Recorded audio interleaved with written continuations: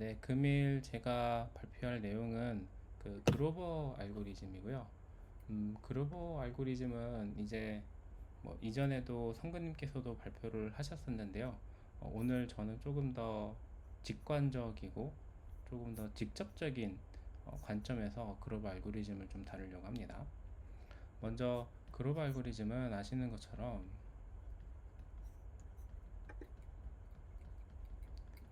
이제 비정형 데이터들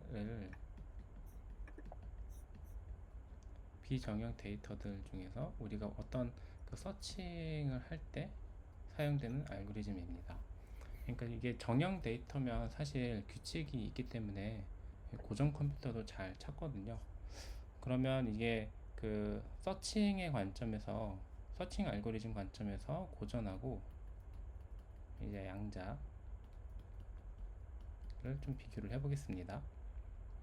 고정 컴퓨터 같은 경우는 아시는 것처럼 뭐 이제 주소가 있고 주소를 그냥 임의로 이렇게 쓸게요. 그래서 뭐 주소가 뭐 한 65,000쯤이라고 할까요?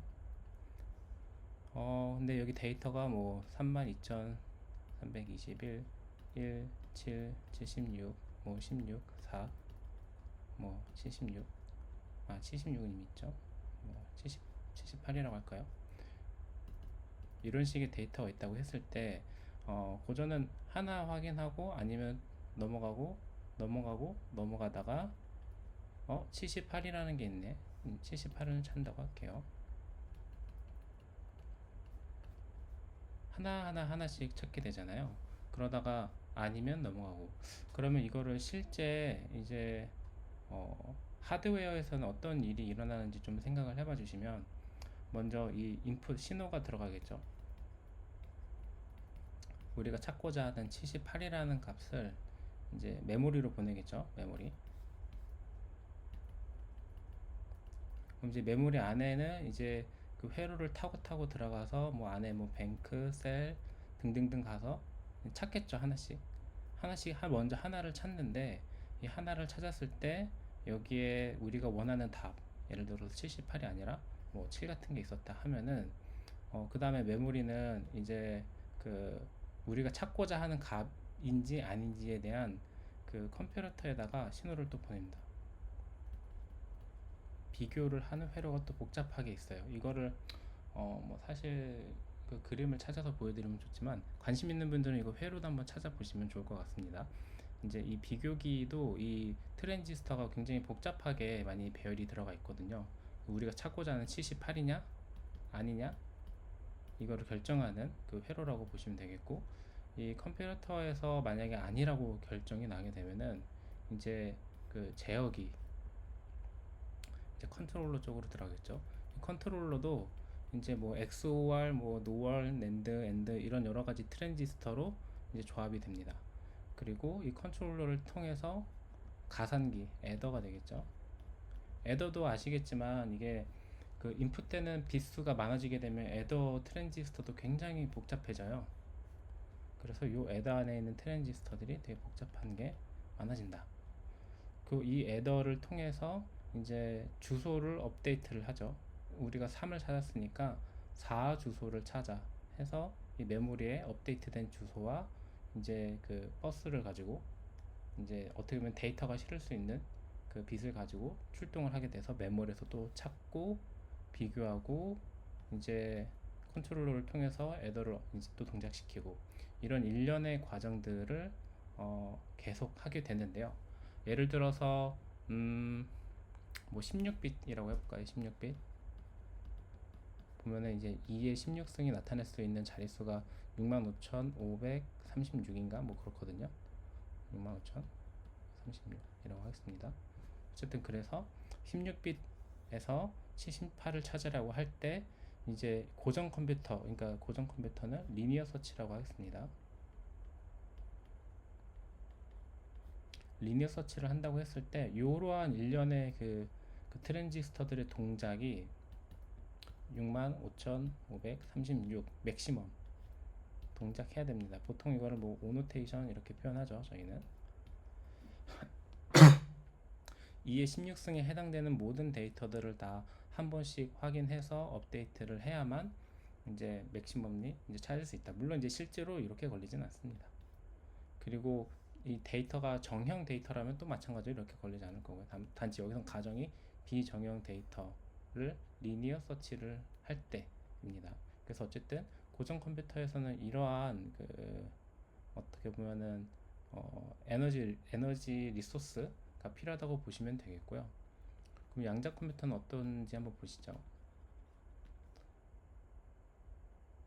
네, 양자 좀 약간 쭈글해지는 느낌인데, 양자 컴퓨터는 이제 아시는 것처럼 이제 그로버 알고리즘이라는 게 있습니다. 그로버 알고리즘은 크게 이제 두 가지로 구성이 되어 있는데요. 하나는 이제 SF라고 하는 음, 반전 연산자, 뭐 오라클이라고도 하고요. 뭐 다양하게 표현을 하는데요. 인버스 게이트 뭐 등등등 표현한 게 있는데, 일단 그냥 오라클이라고 하죠. 오라클 하나랑 반전시키는 오라클 하나랑, 그리고 또 하나는 이제 평균에 대한 이제 리플렉션을 하는 평균 반전, 평균 상태에 대한 반전이 또 게이트가 있습니다. 이거를 디퓨저라고 합니다. 그래서 이 두 개의 이제 이 연산 셋만 있으면 우리가 원하는 해답을 찾을 수 있다라는 게 그로버 알고리즘이고요. 이제 여기에서 조금 더 표현을 하자면 이거를 이게 아이패드에서 옮길 수 있으면 좋은데, 그리고 비교 상태가 조금 잘못됐네요. 이렇게 하겠습니다. 좀 순서가 섞였는데 이렇게 할게요. 요거는 사실 요거랑 대응되는 거니까 요거랑 대응되는 개념을 보여드리겠습니다. 양자 컴퓨터는 찾을 때 그러면 이제 어떻게 찾냐, 이제 보시면 먼저 이제 큐비트를 다 중첩을 시키죠. 이제 하다마다 게이트가 앞에 있겠죠. 이제 큐비트는 이제 16빛에 대해서 찾는 거니까 큐비트는 16개만 있으면 될 거고요. 그래서 이 16개의 양자 상태를 보자면 얘네들은 이제 1부터 이제 65,536까지 모두 가능한 상태가 다 중첩된 상태가 되죠. 뭐 1, 4, 뭐 321, 뭐 7, 4, 3, 3 등등등의 모든 숫자가 다 중첩된 상태가 되고, 이 상태를 보통 어떤 관점에서 이제 바라볼 수 있을 것 같냐면요. 그러니까 이 숫자 하나하나에 대응되는 cat 1, cat 2, 그리고 cat 3 등등 우리가 찾고 싶은 76이라고 하는 값부터 65,536이라고 하는 값에 대응되는 각각의 파형이 이렇게 있다고 저희는 생각을 할 수 있을 것 같습니다. 뭐 이런 식으로요. 물론 얘네들을 이제 발견할 확률은 루트 n분의 1로 모두 동등한 상태이고요. 이게 어떤 거라고 또 생각하시면 좋을 것 같냐면, 이런 거라고 보시면 좋을 것 같아요. 그러니까 실제 이제 큐비트가 0000 16개가 있고, 여기에서 이제 나타낼 수 있는 숫자들은 000000 000001 00000011 뭐 등등등등 하다가 11111111 뭐 이런 식으로 각각의 이 큐비트의 양자 상태가 이제 이 0이나 1에 해당되는 파동 상태를 가지고 있을 거잖아요. 그러면 0들끼리 만들어내는 어떤 이제 그 파형하고, 이 0이 이제 앞에 있는 0부터 두 번째 0까지, 두 번째 큐비트까지 다 0에다가 첫 번째 큐비트만 1일 때 나타내는 파형이 다를 거잖아요. 그 파형을 여기에 대응한다고 생각하시면 될 것 같아요. 네, 그러면 이제 이 부분이 이제 핵심인데요. 그로버 알고리즘은 이 찾는 그 속성의 원리가, 핵심은 이 반전 오라클이라는 데서 나타나는데요. 이 반전 오라클은 이게 사실은 컨트롤드 유니터리 게이트라고 해서 우리가 흔히 알고 있는 이제 요런 형태의 이제 게이트라고 보면 되거든요. 이게 잠깐만요. 이거 지우고 한 바닥 지우고 또 써야겠네요. 뒤로 가기가 있나? 잠시만요. 옆이 조금 공간이 있네요. 네, 이게 컨트롤드 유니터리 게이트잖아요. 이게 실제로 이 큐비트를 보시면 여기 안칠러 큐비트가 밑에 뭐 이런 식으로 달려붙게 되거든요. 그래서 이제 이 여기에 있는 퀀텀 서킷은 컨트롤 유니터리 게이트 형태를 가지게 되는데, 이거의 속성을 잘 생각해 보면 이제 물론 이제 글로벌 알고리즘에 뭐 이런 뭐 찾아보시면 문헌상의 정의는 뭐 이런 식으로 돼 있을 거예요. 이게 만약에 이게 fx냐 아니냐에 따라서 얘가 반전된다, 뭐 이런 식으로 써놨거든요. 사실 이거 이렇게 보면 이게 약간 애매하게 이제 보이는데, 그 본질에 대해서 생각을 해보면 어 우리가 찾고 싶은 이 76이라고 하는 파형을 저희는 만들 수가 있잖아요. 78이죠. 8 78이라고 하는 파형을 만들 수 있는데, 예를 들면은 78 만들려면 저희 어떻게 해야 되죠? 1 뭐 64에다가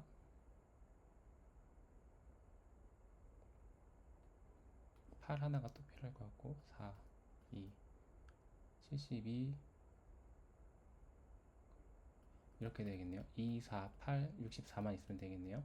그러면 첫 번째 큐비트는 0, 두 번째 큐비트는 1, 세 번째 큐비트 1, 네 번째 큐비트 1, 쭉 가다가 8, 16, 32, 64 빵빵 1, 그쵸? 그리고 나머지 다 빵. 요런 상태에 이제 이 큐비트를 만들어주면 우리가 이 78이라고 하는 이 파형을 만들 수 있잖아요. 그러니까 요 상태에 펄스만 넣어주면 나머지 이제 이 상태에 대한 것만 이제 작용하고 나머지는 다 작용하지 않는데요. 이거는 이제 아시는 것처럼 이제 파동이라고 하는 게 벡터 공간으로 봤을 때 이게 직교하냐 직교하지 않냐에 따라서 빵이냐 아니냐가 결정되잖아요. 예를 들어서 0, 0인 경우에는 1, 0, 1은 빵, 뭐 이렇게 돼 있잖아요. 이게 무슨 의미냐면 파동은 이게 직교의 관계를 가지고 있으면 작용하지 않는다. 만약에 같은 방향이면 이게 그 작용한다, 이렇게 말을 할 수가 있잖아요. 이게 1이죠. 그러니까 이 원리를 이용해서 지금 우리가 처음에 큐비트를 다 중첩시키고 나면 이런 파동들이 다 아주 복잡하게 다 뭐 우리가 관측하기 전에는 어떤 파동인지는 모르겠죠. 모든 상태가 다 중첩된 상태인데, 근데 그 중에 이 78에 대해서만 이제 컨트롤 유니터리 그 게이트를 통해서 렐러티브 페이지를, 그러니까 상대적인 위상 상태만 바꿔주게 되면 얘네들만 작용하게 돼서 이제 이 상태에 대한 큐비트만 이제 그 위상 상태를 반전시킬 수가 있습니다. 물론 조금 더 엄밀하게 들어가면 뭐 이런 식으로 쓰이긴 하거든요.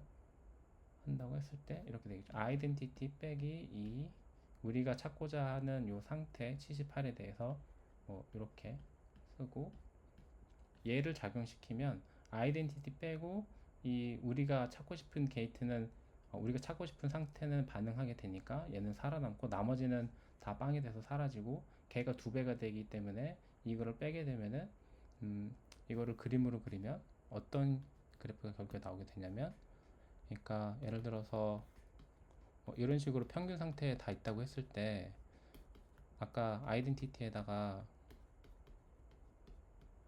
뭐 이런 게이트를 작용을 시켰잖아요. 이게 아까 제가 말씀드렸던 오라클이 되겠는데, 이제 이 오라클이 우리가 찾고자 하는 이 값만 작용을 시키는 거였고, 그러면은 이 측정됐을 때 이 평균 상태들이 물론 얘네 조금씩 낮아져요. 왜냐면은 우리가 찾으려고 하는 이 cat w 상태만 마이너스로 반전이 되기 때문에, 이게 그 루트 n이 일단 이 y축은 루트 n이고요. 이 루트 n이 반전이 되면서 나머지 확률들이 조금씩 낮아지게 되는데요, 평균보다. 이거는 이 마이너스 2 때문에 얘가 뒤집혀지는 거고, 어쨌든 말씀드리고 싶은 건, 그러니까 이게 좀 원리에서 갑자기 막 확률 상태로 좀 점프를 했는데요. 그러니까 아까 말씀드리려고 했던 거를 좀 더 이어서 말씀드리면, 그러니까 중첩되어 있는 여러 가지 이제 파동들에 우리가 찾고 싶은 파형 하나만 이제 0, 1, 1, 1, 0, 0, 1, 0, 0, 0에 해당되는 펄스만 우리가 큐비트에 임의로 넣어주면, 그러니까 큐비트가 이런 식으로 이렇게 있다고 했을 때 얘네들의 중간에 어떤 펄스 어떤 이제 퀀텀 버스가 이렇게 있다고 했을 때 이 중간에 어느 지점에 이제 얘네들한테만 이 신호를 이렇게 주게 되면 이 여기에 해당되는 신호가 되겠죠. 나머지는 0000이고 얘는 1, 00, 1110이 되도록 하는 펄스만 주면 이 중첩된 파동 상태는 얘에만 반응하게 되기 때문에 그 반응된 게 지금처럼 이제 정보의 관점에서 이렇게 뒤집혀지는, 이제 위상 상태가 뒤집혀지는 것처럼 지금 존재하는 것으로 간주할 수가 있습니다. 물론 측정했을 때는 이게 다 뭐 하나하나씩 보면 다르게 나오겠지만 평균에는 이렇게 수렴을 할 거고요. 근데 이것도 실제 측정을 했을 때는 이제 요 루트 n이 측정되는 게 아니라 여기에 제곱이 측정되기 때문에 이게 음수인지 양수인지 우리는 일단 알 수는 없습니다. 이제 위상이 뒤바뀐 거기 때문에. 그래서 이제 이게 이제 핵심 이제 원리가 되고요. 그러니까 뭐냐면은 그러니까 일반적인 고정 컴퓨터는 하나 돌아가면서 우리가 원하는 값이 있냐 없냐를 찾는다면, 이제 양자 컴퓨터는 일단 숫자를 다 중첩시켜 놓고 우리가 찾고 싶은 값이 있냐, 있어, 아니면 없어 만 물어본다는 겁니다. 그러니까 만약에 우리가 찾으려고 하는 이 양자 상태에 중첩된 양자 상태, 어떻게 보면 이 데이터 셋이 되겠죠. 이 데이터 셋에 우리가 찾고 싶은 값이 없다면 이 반전 상태가 일어나질 않을 거거든요. 왜냐면은 아까 말씀드린 대로 이 관계를 만족하기 때문에 우리가 이제 찾고자 하는 값이 없으면 아예 반응조차 하지 않는다는 겁니다.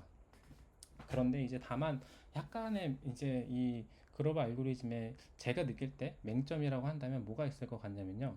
일단 예를 들어서 큐비트를 이제 16개를 중첩시키면 2의 16승에 해당되는 모든 숫자가 다 되는 거잖아요. 만약에 이거를 그냥 2의 n이라고 가정하고 만들면 2의 n에 해당되는 모든 값들이 다 이미 존재하는 상태인데 여기에 78이 있냐 없냐를 물어보는 건 어떻게 보면 이미 그 존재하는 거에다가 존재하냐고 물어보는 느낌? 좀 어떤 느낌인지 아실까요? 그러니까 예를 들어서 뭐 이게 큐비트가 구현할 수 있는 숫자가 뭐 1에서 뭐 300까지인데 301이 있냐 없냐 이런 걸 물어보면은 이제 이게 찾을 수 있냐 없냐 이런 능력으로 가는 것 같고, 그럼 이 안에 있는 값이 있냐 없냐를 물어보면 당연히 있을 거잖아요. 그러니까 이게 문제 정의가 잘 된 게 맞을까? 이런 생각도 좀 들기는 하는 게 좀 약간 그 퀘스천인 게 하나가 있고요. 그리고 이제 두 번째 같은 경우에는 이제 예를 들어서 고정 컴퓨터의 경우에는 이 비정형 데이터라고 한다면 예를 들어서 1, 3, 7, 13, 점점점점 뭐 656, 657, 뭐 657, 658, 뭐 이런 식으로 숫자가 가는데, 그러면 이 중간중간에 값이 없잖아요. 뭐 2도 없고 4도 없고 5도 없고 6도 없고 8도 없고 뭐 이런 식으로 없는 값들이 중간중간에 있는데, 양자 컴퓨터 같은 경우에는 뭐 이게 없는 값들도 상관없어요. 그냥 일단 그냥 다 때려 놓고 가장 큰 값이라고 하겠죠. 예를 들어서 뭐 1024라고 할까요?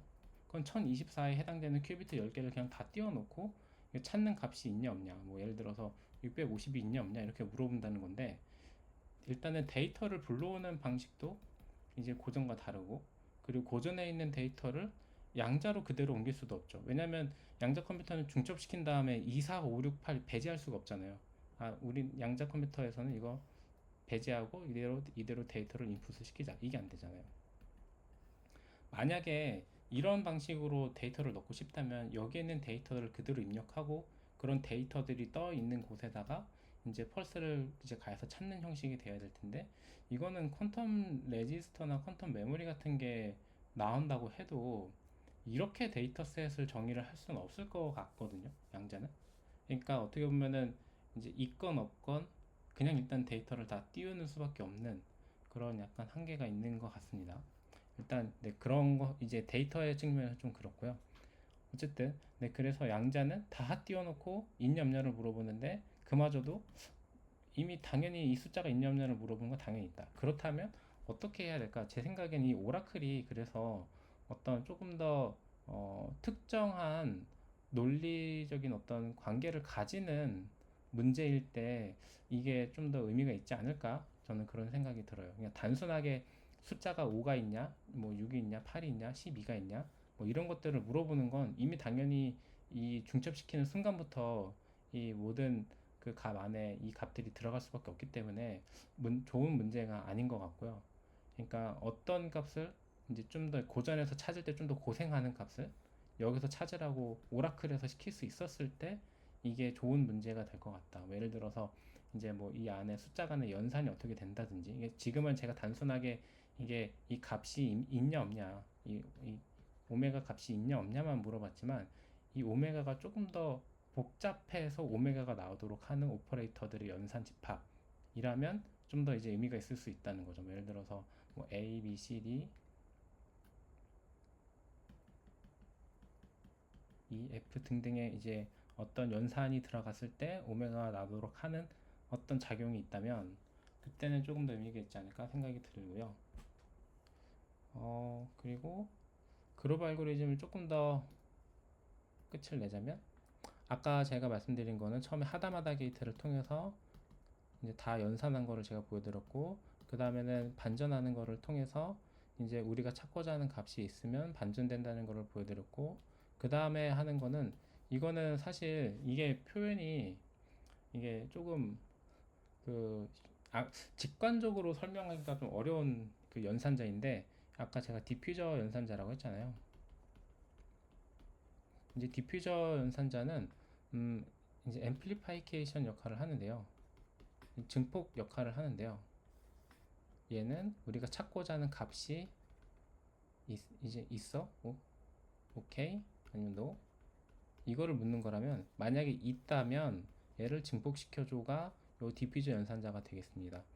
그래서 이 디퓨저 연산자는 아까 제가 뭐 이렇게 이거 그려가지고 보여드렸었는데요.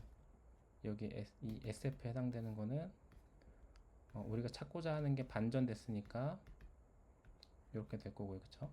그 평균값이 이렇게 있다고 하겠습니다. 여기 평균값.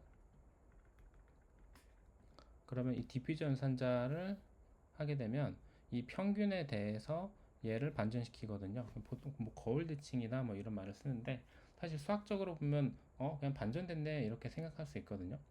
그러니까 수학적으로 보면 사실 이렇게 이 아이덴티티에 해당되는 이 오퍼레이터를 이 큐비트 시스템에다가 적용시키는 건데요. 근데 이게 잘 보면은 평균에 대해서는 2배를 하고 나머지 한 번 뺀다. 요게 이 그림으로 들어오게 되면은 이제 이 평균에 대해서 얘네들이 이제 뒤집혀지게 되거든요. 얘네들이 좀 더 올라가죠. 마이너스가 됐으니까 얘가.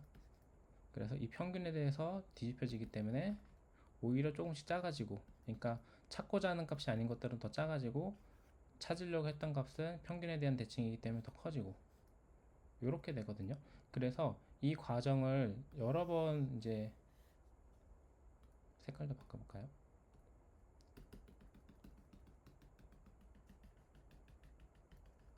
이 과정을 여러 번 거치게 되면 우리가 원하는 답에 대해서만 이렇게 높게 나오고 나머지는 확률이 거의 이제 0에 수렴하게 되는 게 그룹 알고리즘입니다.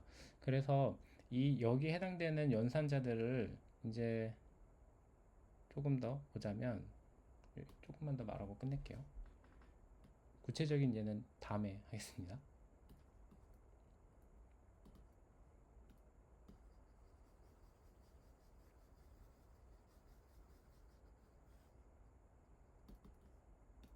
일단은 요 그 오라클 같은 경우에는 이제 일반적으로 앞에 하다마다 게이트 그리고 이제 뭐 이 안에 뭐 컨트롤드 G 뭐 이거 큐비트 그냥 대충 그릴게요. 이렇게 그리면 안 되지만 이 안에 선들이 다 있다고 생각해 주시고 이제 컨트롤드 낫 뭐 이런 거 하나 들어갔다고 하겠습니다. 하다마다. 그리고 옆에 들어오는 이 디퓨저 게이트 같은 경우에는 뭐 하다마다 뭐 X 게이트 뭐 그리고 컨트롤드 낫 뭐 토폴리 게이트에 뭐 좀 확장된 게이트 같은 게 이렇게 쭉 들어오게 되고, 그 다음에 X 하다마다 이렇게 되는데, 그러면 이제 보통 컴퓨터 관점에서는 얘네들 이 오라클 한 번, 그리고 이 디퓨저 연산자 한 번을 그냥 그 두 번이라고 보면 볼 수 있을 것 같거든요. 아니, 인스트럭션 셋으로 본다면 한 번이죠. 왜냐면은 이제 이 항상 이 오라클하고, 그러니까 오라클하고 이 디퓨저 연산자는 언제나 그 세트로 같이 움직이기 때문에 소프트웨어 관점에서는 그냥 데이터를 한 번만 할당하면 되죠. 다만 여기서 바쁘게 일어나는 이 펄스들, 그리고 이 컴파일된 정보들은 이 컴파일된 데에서 이제 펄스를 빵빵 내리는 거니까 걔네들도 그냥 이 펄스 스킴이 저장돼 있으면 되는 거기 때문에, 물론 이제 거기서 에너지 소비가 좀 일어날 수 있겠죠. 실제 하드웨어를 동작시키기 위해서 이 펄스를 줘야 되는 거니까. 아까 제가 그 고전 컴퓨터 비교할 때 트랜지스터를 비교했잖아요. 그래서 메모리 이제 보여드리고, 메모리랑, 그리고 뭐 이제 비교기 컴퓨터랑, 그리고 이제 제어기랑, 그리고 애더 이렇게 보여드렸는데, 이것도 이제 실제 물리적인 작용 관점에서 많이 들겠다 이런 느낌이었던 것처럼, 물론 얘네들도 실제 큐비트에 대한 펄스를 빵빵 넣어야 되는 거기 때문에 그런 이런 느낌을 같이 가지면 좋겠지만, 인스트럭션 셋 관점에서는 이것 같은 경우에는 동작시키려면 어쨌든 곱하기 65,536번이었다면, 양자 컴퓨터는 이 DS에 해당되는 걸 256번만 하면 되거든요.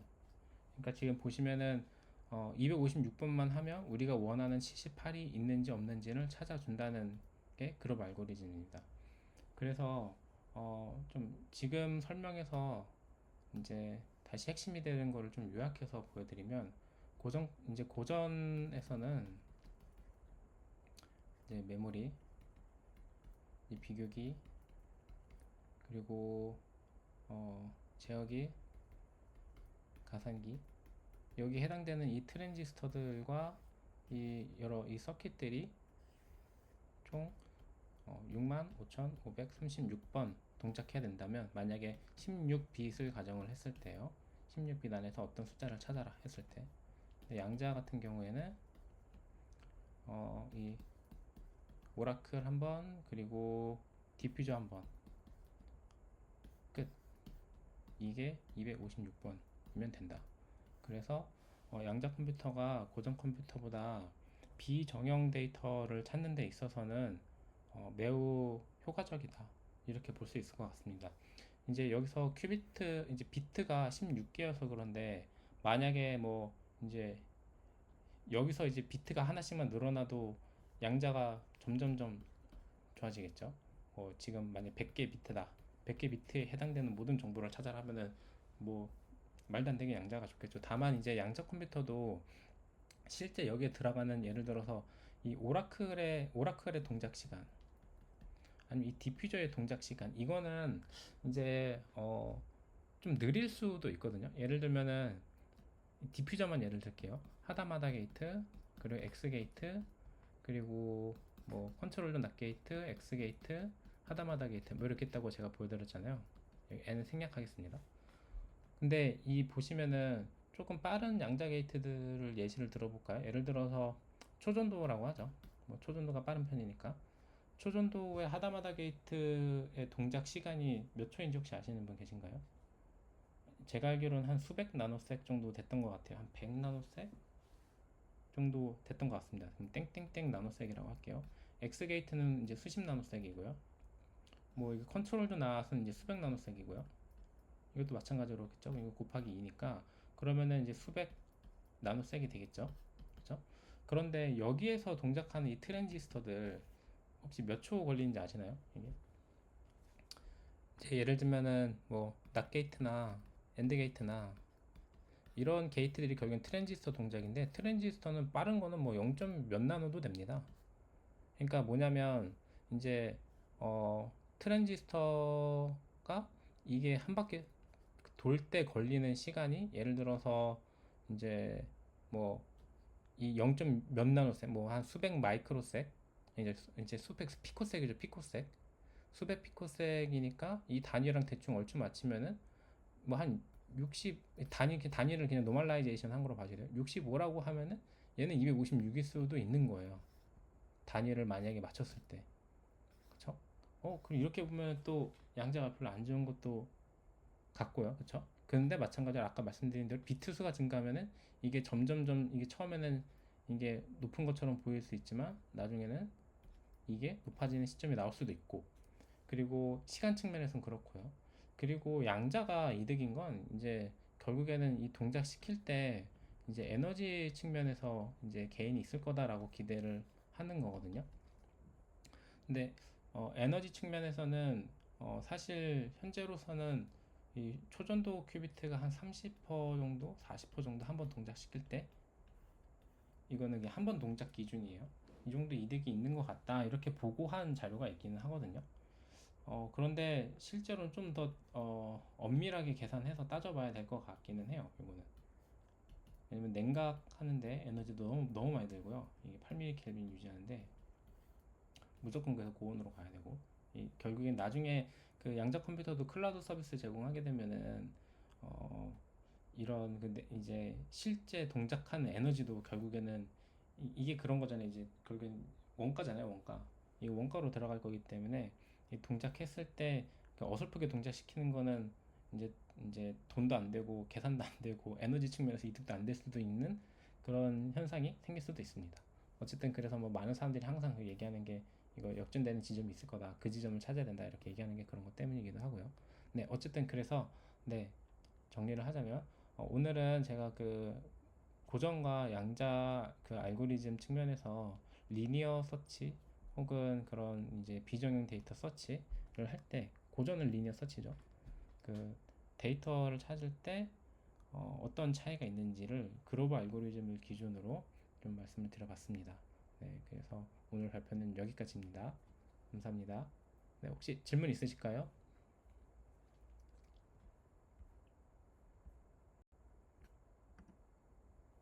혹시 코멘트 해도 괜찮을까요? 아, 네네. 감사합니다.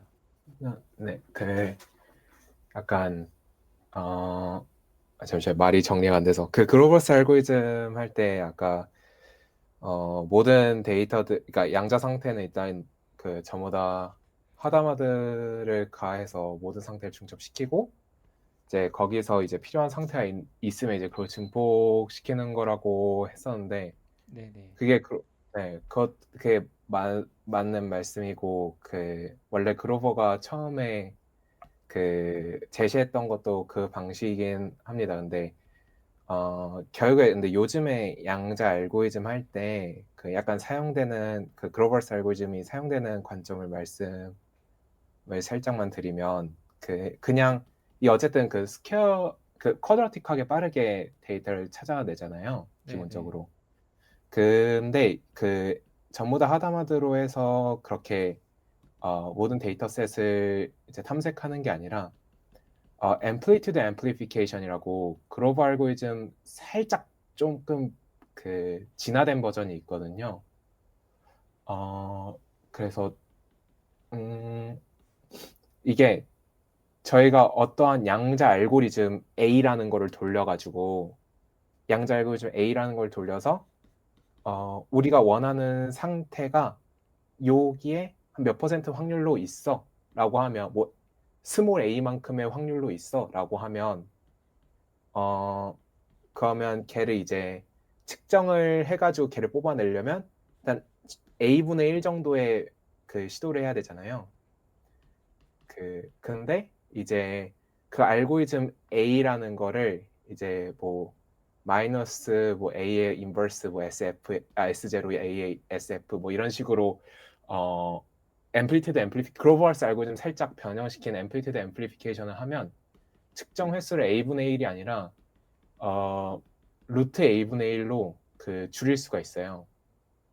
그래서 그러면 만약에 a가 100분의 1이었으면 100번을 측정해야 되는 걸, 대충 뭐 100번에 비례한 정도 측정해야 되는 거를 한 10번 정도 측정해서 우리가 원하는 값을 끄집어낼 수 있는 걸로, 이제 마지막에 그렇게 부스트업 하는 걸로 많이 쓰거든요. 그래서 약간 논문 같은 것도 예를 뭐 예를 들어서 뭐 지금 망한 알고리즘이긴 하지만 퀀텀 리코멘데이션 시스템이나 막 여러 가지 예시들을 보면 되게 조그맣게 항상 언급이 되어 있어요. 우리가 근데 여기서 퀀텀 앰플리튜드 앰플리케이션 이용하면 쿼드라틱하게 빠르게 부스트업을 할 수 있긴 해 이러면서 이제 툭 던져놓고 말고 막 그러긴 하거든요. 그래서 그런 식으로 많이 씁니다. 그래서 모든 걸 중첩시키지 않고 어떤 특정 알고리즘 A라는 걸 돌렸을 때 우리가 원하는 값이 있다는 건 알면 그럼 걔를 이제 좀 더 샘플링할 때 좀 더 빠르게 찾아내겠다. 이런 목적으로 많이 씁니다. 제가 아는 바로는 그렇습니다. 네, 일단 코멘트 감사합니다. 그러면 제가 궁금한 게 있는데요. 네네. 그 그로벌스 알고리즘에서는 이제 물론 우리가 알고 있는 걸 찾고 싶을 때도 있지만 모르는 걸 찾고 싶을 때도 있잖아요.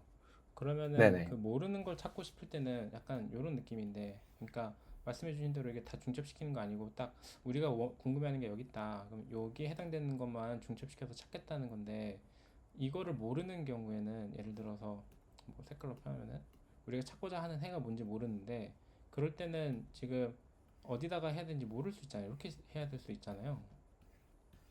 이런 네네. 문제가 있는 거 아닌가요?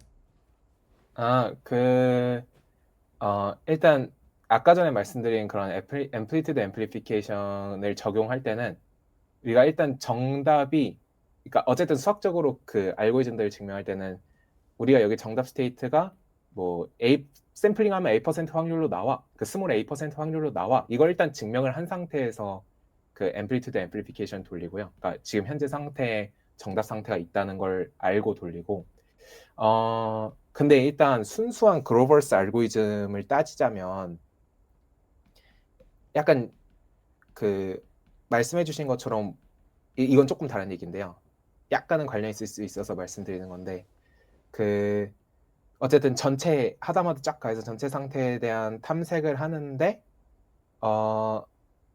근데 오라클이라는 걸 잘 생각해 보면 그 일단 저희가 정답 스테이트만 뒤집는 걸 생각해 보면 약간 그런 의문이 들기도 하거든요. 그럼 이미 우리가 오라클을 만들 수 있다는 건 우리가 이미 정답을 알고 있다는 거 아니야? 이런 생각이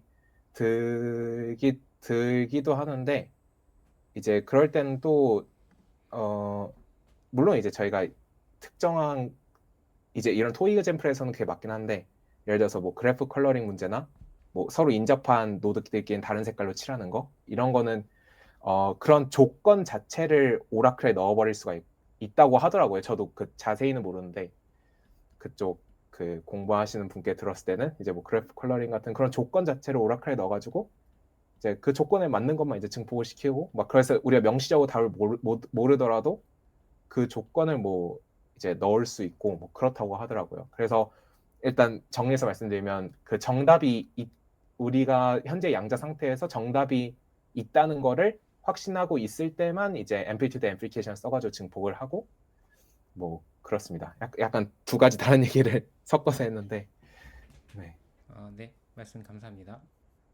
네 감사합니다. 네, 그럼 또 혹시 코멘트 하실 분 계실까요?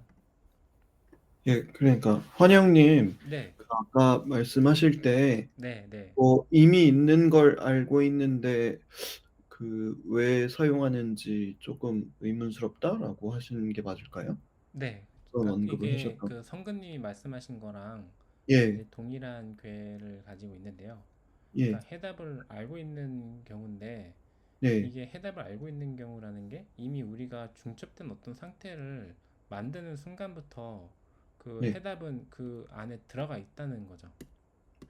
그러니까 네, 근데 이게 검색 알고리즘이잖아요. 네, 네, 네, 그러니까 뭐 예를 들어 뭐 저 같은 경우에는 이제 한 10만 개 정도의 회사 이름들 중에 걔를 굉장히 빨리 검색해내야 돼요. 네, 네. 그런 경우에 한 10초 걸리던 한 뭐 5초 걸리던 게 1초 걸리면은 좋은 거잖아요. 그렇죠. 예, 그런 때 쓰는 거죠. 지금 이 클로우 알고리즘을 만약에 네, 맞아요. 알고 있는데도 네, 예시는 사용한다면, 정확하게 맞는데요. 예, 예. 그러니까 네, 들어 있는 걸 알고 있더라도 그걸 빨리 조회하는 알고리즘이긴 한 거죠. 그렇긴 하죠. 아, 다만 예. 이제 뭐 이제 고전에서는 이 주소값이 가지고 있다면 양자에서는 주소값이 없고요. 그냥 값이 있네라는 걸 바로 확인해 주는 거죠. 네. 아, 값을, 예, 예, 알겠습니다. 다만 이제 그냥 좀 아까 말씀드린 거는 이미 찾을 때부터 이미 78이 있다는 거죠. 양자 컴퓨터는. 근데 어떻게 보면 좀 다시 생각해 보니까 고전 아니네요. 고전 컴퓨터에서는 만약에 78이 없으면 없다고 나오겠네요. 근데 없는 숫자인데 양자 컴퓨터에서는 있는 것처럼 나올 수도 있겠네요. 갑자기 드는 생각인데요.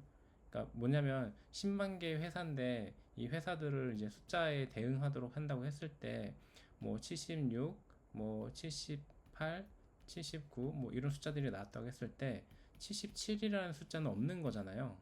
근데 야 여기에 77이 있어? 없어? 이거를 물어본다면 만약에 고전 컴퓨터에서는 물론 오래 걸릴 수 있겠지만 없다고 대답을 할 텐데 양자 컴퓨터에서는 이 76, 77, 78 이게 다 지금 있는 거잖아요. 그러니까 77이 있어 하면 77이 있다고 대답할 수도 있다는 거죠. 지금 드는 생각입니다. 왜냐면 양자 컴퓨터는 이 실제 데이터가 이제 있냐 없냐의 데이터 셋이 아니라 모든 값이 다 데이터 셋이 되기 때문에 이런 아, 문제가 네. 발생할 수 있을 것 같아요.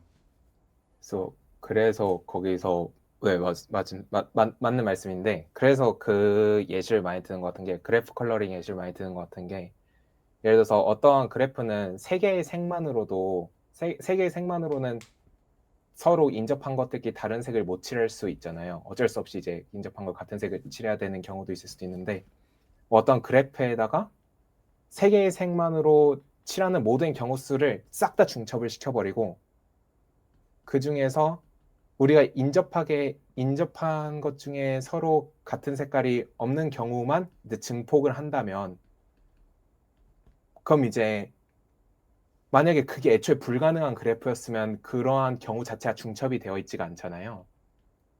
그러면 이제 모든 경우가 이제 그 아무리 측정을 이제 계속 샘플링을 해도 계속 모든 경우가 이제 고르게 나온다든지 이런 식으로 어, 되긴 합니다. 그래서 이럴 때 의미가 있다고 말씀을 드릴 수 있을 것 같아요. 네.